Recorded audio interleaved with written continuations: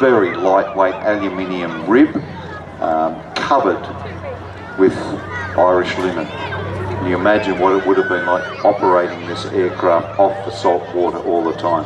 Two 1200 horsepower Pratt & Whitney radial engines, and actually very lightly defensively armed, but did carry quite a punch.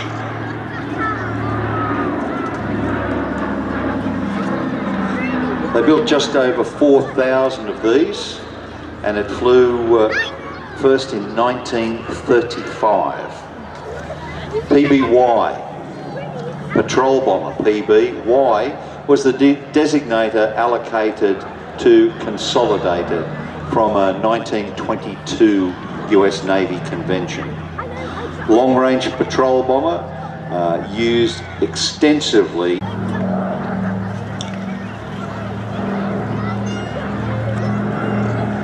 Known by quite a few designations apart from PBY, known to the British as the Catalina Marks 1 through 6, the PB-2B for those built by Boeing, the PBN-1 Nomad from the Naval Aircraft Factory, the OA-10 to the US Army, and the Canso to the Canadians. Flew in every World War II operational theatre, and its slow speed was a huge advantage and disadvantage. You can just see those floats being extended now. This is the takeoff and landing configuration for the aircraft. And that's such a great design, isn't it? The way that they just pop down from the wingtips. Much better than the Sunderland or that, where they just hang down and create parasitic drag. You can see the keel-like under fuselage there, can't you? Yeah. And if you look at the very bottom rear of that keel, that was one of the defensive positions. It was a part of the floor just beyond the step, as they call it, where the fuselage steps back up. You could pick up that piece of floor and drop out a 30 caliber machine gun.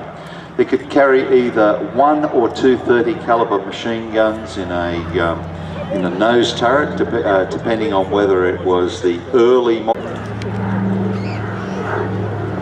Could also carry up to 4,000 pounds of bombs, mines, depth charges, torpedoes, or one of the most novel things they did when they were stooging around at night was the guys would put razor blades in the necks of beer bottles and throw them out, and they make a screaming sound. A little bit like what Bed Check Charlie used to do in North Korea, and just fly the aeroplane around with the engines out of sync to keep people awake. Ranged far and wide. An RAF Catalina of number 205 Pearl Harbor, because the Japanese thought that they might have seen the invasion fleet that was heading down to Kota Baru. 2 VCs were awarded to Catalina pilots John Cruikshank for his attack on the U-347, where he was personally wounded 72 times, but although he passed out, he managed to be awoken and land the aircraft, saving his crew. And there was also Flight Lieutenant David Hornwell, Royal Canadian Air Force, for his sinking of the U-boat 1225. They destroyed over 40 U-boats, including the last sunk by an aircraft.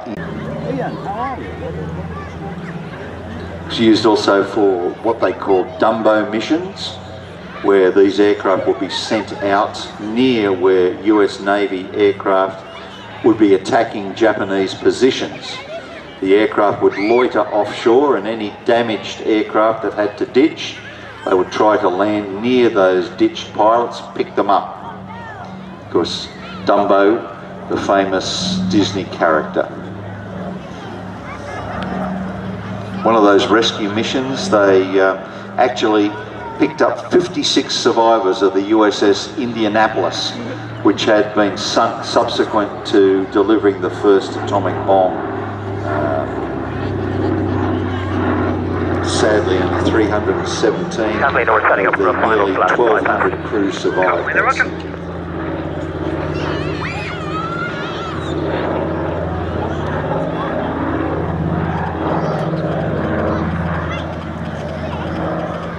It's aircraft named Miss Pickup. It is actually painted in the markings of an aircraft that was part of the 5th Emergency Rescue Squadron of the 8th Air Force, based in Halesworth, Suffolk. Japanese carrier fleet before the Midway attack.